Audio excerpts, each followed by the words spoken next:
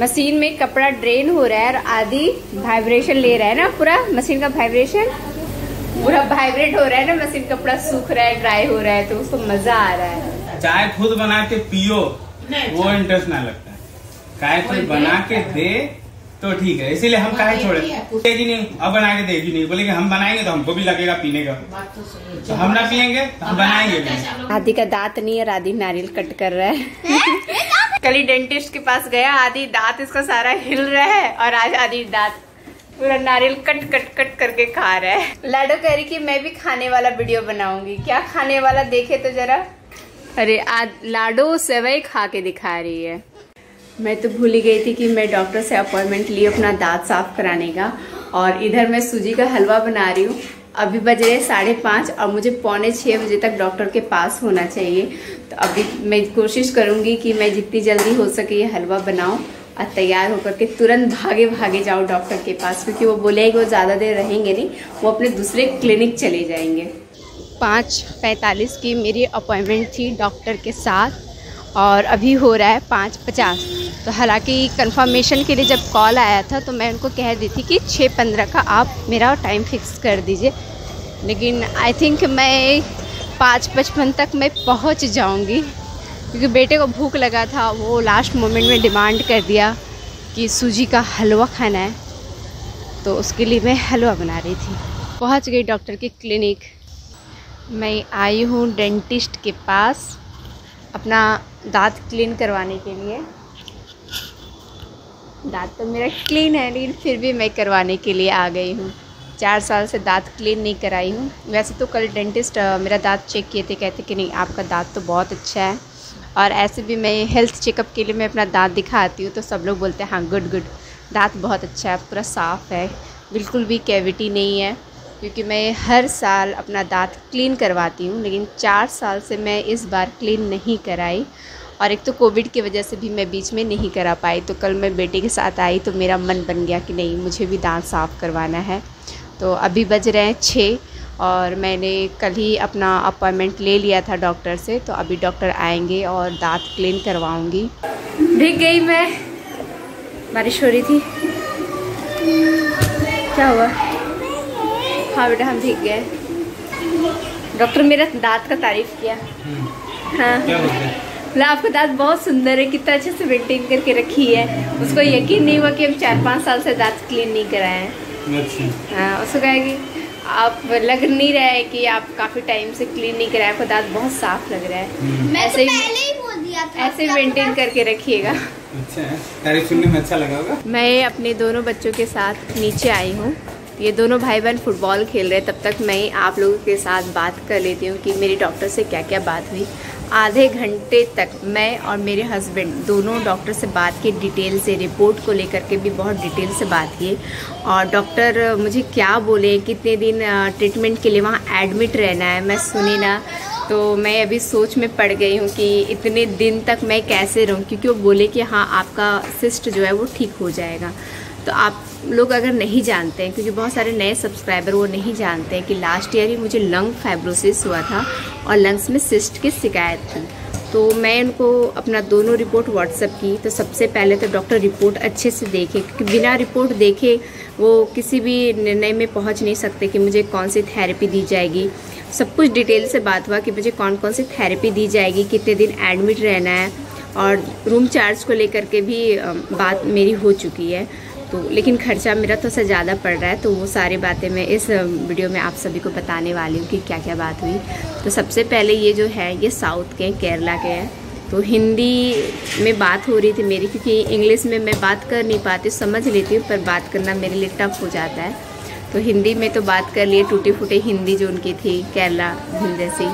तो मैं डॉक्टर को 2 रिपोर्ट सेंड की थी। एक पुराना रिपोर्ट जिसमें लंग फाइब्रोसिस और लंग्स में सिस्ट शो किया था, और जो लेटेस्ट रिपोर्ट है उसमें लंग फाइब्रोसिस शो नहीं कर रहा है। इसका मतलब कि लंग फाइब्रोसिस जो मुझे था वो क्योर हो चुका है, उसमें अभी भी सिस्ट शो कर रहा है।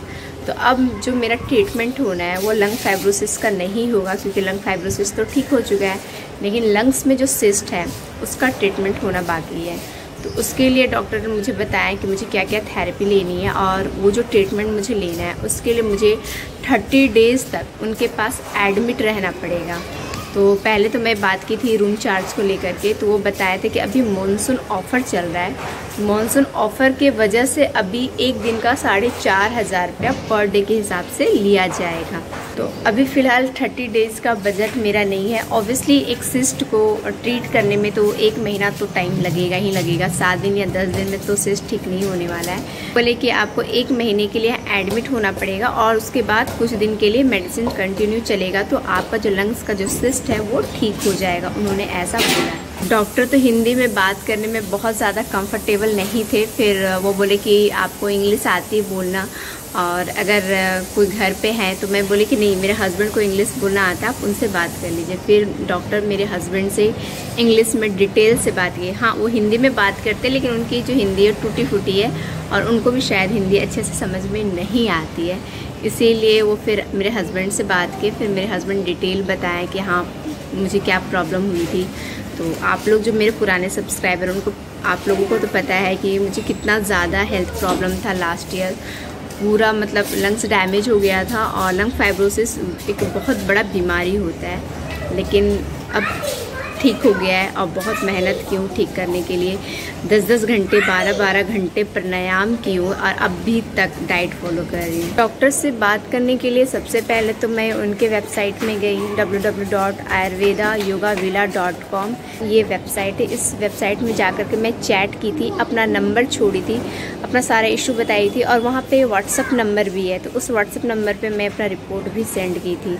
फिर 1 घंटे के अंदर ही मुझे रिस्पांस मिला और वो मुझे नेक्स्ट डे का टाइम दे दिए थे कि डॉक्टर के साथ आप बात कर लीजिएगा और डॉक्टर का नंबर भी मुझे दे दिए थे कि ये डॉक्टर का नंबर है, आप 2 बजे खुद कॉल लगा करके बात कर लीजिएगा। तो फिर मैं नेक्स्ट डे ही डॉक्टर से बात की, बहुत डिटेल से बात की, आधा घंटा उन्होंने मुझे समय दिया। लेकिन प्रॉब्लम ये आ रही है कि 30 डेज़ स्टे करना है, तो 30 डेज़ के लिए बजट भी होना चाहिए।